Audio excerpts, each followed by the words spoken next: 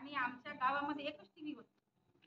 आम्ही सगळेच्या सगळे त्या दिवशी 3 वाजे उठायचो, सडा सारवण, रांगोळी, कपडा भांडे सगळे करून, स्वयंपाक पाणी करून 8 वाजता बिलकुल रांगेत उभे राहतो. महाभारत आहे. तर त्या महाभारतातला एक प्रसंग काय आहे? 5 नवऱ्याची बायको तिचं वस्त्रहरण केलं. किती? 5 नवरे होते. तिचं वस्त्रहरण कोणी केलं?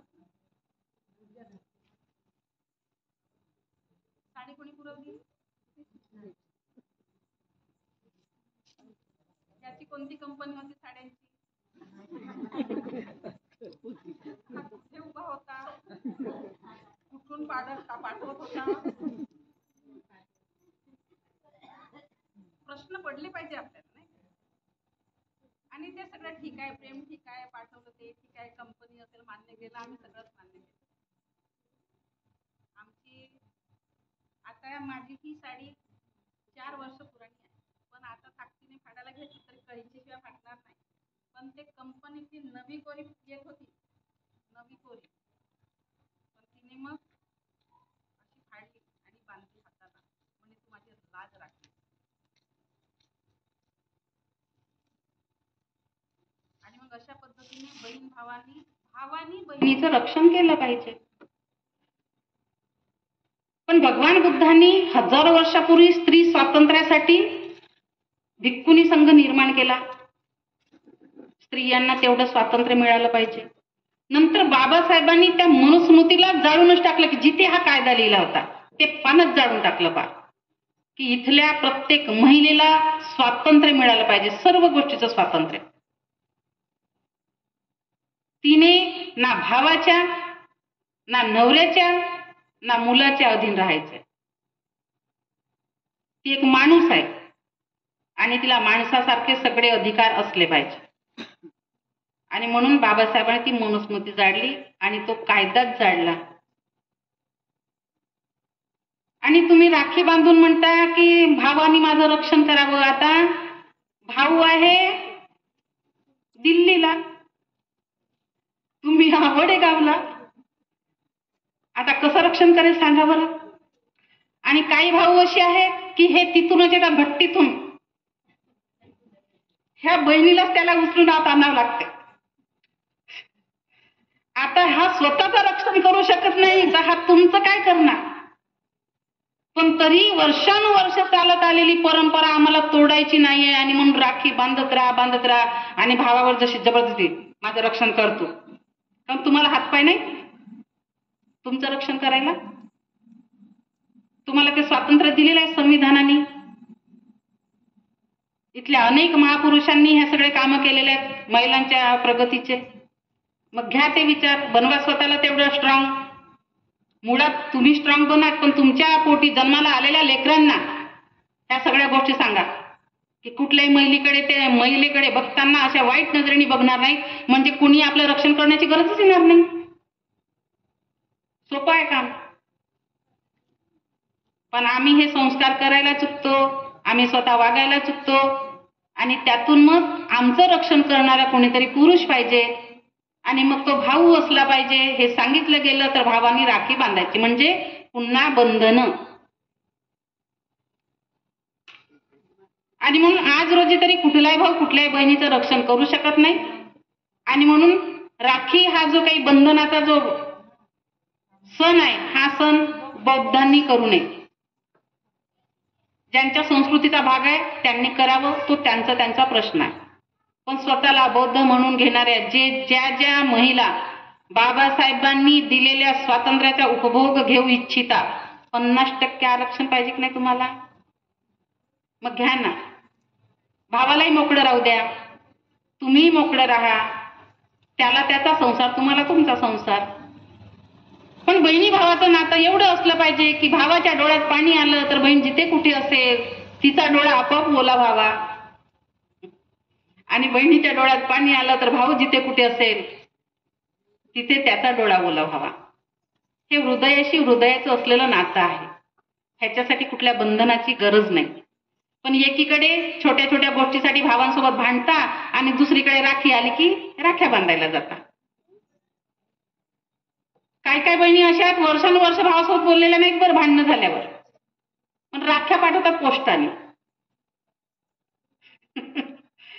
अशी परंपरा आहे या देशाची. म्हणून ते येरीकर म्हणतात आपल्या कव्वालीमध्ये एक शेर म्हणताना, भारता भारता कसा तू महान रे, या देशाची संस्कृतीच मुडी आहे घाण रे. पण भारत महान कसा आहे, का आहे भारत महान? कारण या देशात बुद्ध जन्मले. भारत माझ्या प्रिय देशा, दूजा नाही तुझ समान, तथागताच्या जन्माने आम्हा तूच ठरवी जगी महान, कोटी कोटी तुला प्रणाम. म्हणून भारत महान आहे. नाही तर इथली संस्कृती एवढी घाण करून ठेवलेली आहे की त्या संस्कृतीला आम्ही जपण्याचं काही काम नाही. आणि म्हणून राखी बांधणं सोडा, बौद्ध संस्कृतीचं हे काम नाही. गुलामीत तुम्ही राहू नका, गुलाम त्यांना बनवू नका. होळी, दिवाळी, दसरा सोनं वाटलं म्हणायचे ना, आपट्याचे पानं वाटत होते लोक. आम्ही वाटलेले आहेत लहानपणी. प्रत्येक मोठ्याच्या पाया लागायचे, सोनं घ्या म्हणायचे ना, आपट्याचे पानं द्यायचे. आम्ही ही परंपरा विजयादशमीला 56ला सोडलेली आहे. आम्ही सोनं वाटत नाही. धम्म हे आमच्यासाठी सोनं आहे आज रोजी. आणि म्हणून आम्हाला सोनं वाटण्याची गरज नाही, तर धम्माचं सोनं वाटायचं आहे. आणि म्हणून विजयादशमीच्या दिवशी जेवढं शक्य होते तेवढ्या शक्य लवकरात लवकर आपल्या गावातले कार्यक्रम करून नागपूरला जावं. पण अनेक किती ना किती वर्ष काही काही गावांमध्ये किंवा काही काही एरियांमधले लोक आपल्याच गावामध्ये जेवणाचे कार्यक्रम करतात, नागपूरला जातच नाही. आता जेवणाचा कार्यक्रम म्हटल्यावर कोणी जाईल का बाहेर? नाही. पण काही काही ठिकाणं अशा बिलकुल 8 वाजत नाही तर ध्वजारोहण करायचं, ध्वजवंदना करायची, आपला इथला कार्यक्रम संपवायचा, सरळ गाड्याच्या गाड्या घेऊन नागपूरला जायचं. तो आमचा शक्ती प्रदर्शनाचा दिवस आहे खऱ्या अर्थाने. आणि म्हणून आमचा तो दिवस, ती भूमी आमच्यासाठी अतिशय महत्वाची आहे त्या दिवशी. आणि म्हणून जेवढं शक्य होईल तेवढं आपण केलं पाहिजे. तर हे जे सण आहेत, हिंदू संस्कृती आपण सोडलेली असल्यामुळे हिंदू संस्कृतीचे येणारे कुठलेही सण बौद्धांच्या घरात साजरे होऊ नयेत. ज्यांचे सण आहेत ते पाळतील, ते करतील. तुम्ही ते करण्याची गरज नाही, कारण की ती संस्कृती सोडलेली आहे तुम्ही लोकांनी. त्यामुळे तुम्ही ते करू नये. आणि म्हणून सण आणि मंगल दिवस तर आपले 14 एप्रिल, विजयादशमी, बुद्ध पौर्णिमा हे आपले महत्वाचे दिवस आहेत. तर हे दिवस हल्ली आता गेली 10 वर्ष हा प्रकार मोठ्या प्रमाणात सुरू झाला. आधी नव्हतं एवढं, तर आता गेली 10 वर्ष हा प्रकार हळूहळू वाढत चाललेला आहे की काय असं वाटायला लागलं. तर हेच उत्सव प्रिय आहेत ही लोक. सगळे माणसं काय आपण उत्सव प्रिय. आणि मग हे उत्सव साजरे करतो आम्ही मोठ्या प्रमाणात. 14 एप्रिल आली की मग डीजे, आणि मग गाणे वाजली की मग नाचा. आणि मग जे पुरुष मंडळी किंवा मुलं असतील तरुण, यांना नाचायसाठी म्हणे पाहिजे पोटात. आणि त्या डीजे मध्ये हजारो रुपये खर्च. जो पोरग एकही दिवस विहारात येत नाही तो पोरग एक्स्ट्रा मित्र मिळून, अरे 500 निकालेंगे ये साल, वो गांव से बड़ा हमारा डीजे होना चाहिए, ये साल तो हम उनसे पीछे नहीं रहने वाले, ऐसे धूमधाम से जयंती करेंगे. डीजे बजा यानी जयंती बहुत बड़ी हो जाती है. जहां डीजे नहीं बजता वहां जयंती नहीं होती. 125वी जयंती केली साजरी भारतीय लोकांनी नाचून, सगळ्यांनी घराघरात नाचून केली. आणि कोलंबिया विद्यापीठामध्ये बाबासाहेबांनी लिहिलेले इंग्रजीचे पुस्तकं वाचून तब्बल महिनाभर 125वी जयंती तिथे साजरी केली. मग ते खरे की आम्ही खरे? तर आम्ही फक्त दिखावा करतो बाबासाहेब आमचे असल्याचा. अनेक लोक असे आहेत जे करत नाही, दिखावा येत नाही, पण ते कृतीत आणतात.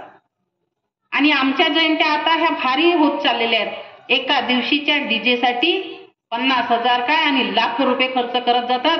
आणि त्या दिवशी उदो करतात बाबासाहेबांचा, आणि दुसऱ्या दिवशी विहाराला ताला.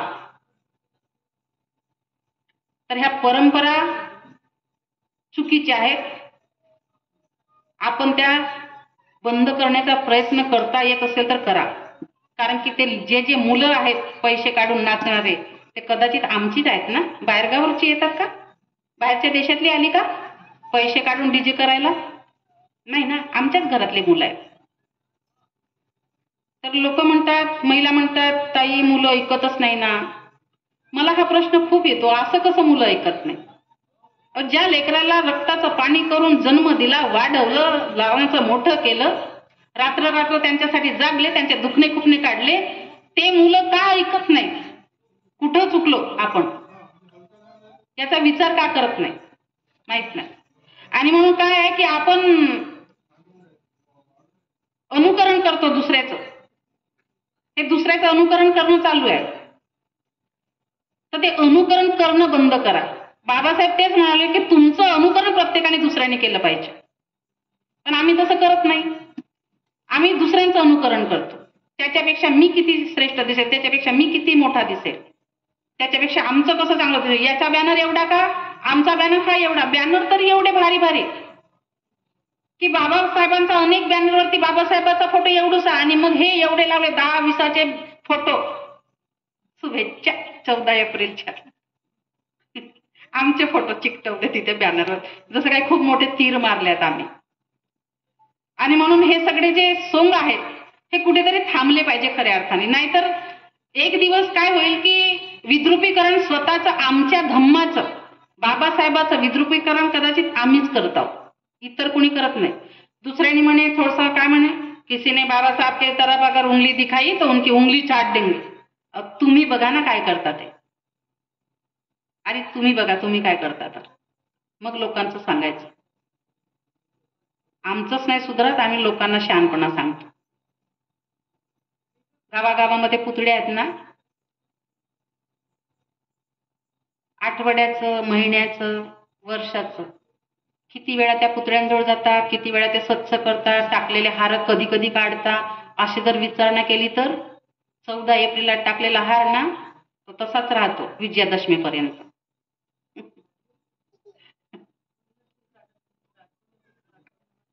मी एकाबद्दल बोलतच नाहीये, हे लक्षात घ्या. मी जेही काही बोलत आहे मी एकासाठी बिलकुल बोलत नाही, मी सार्वत्रिक बोलते, सार्वजनिक बोलते.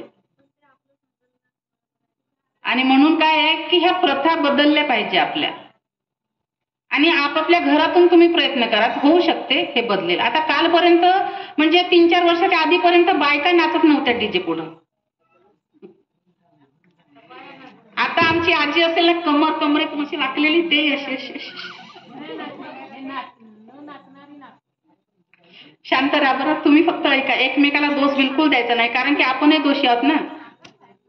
आपण फक्त ऐकून घ्या आणि काय सुधारायचं तो आपल्या स्वतःचा प्रयत्न करायचा. दुसऱ्याकडे बोट दाखवण्यात काहीच अर्थ नाही, कारण की आपण दुसऱ्याकडे एक बोट जेव्हा दाखवत असतो तेव्हा बाकीचे 4ही.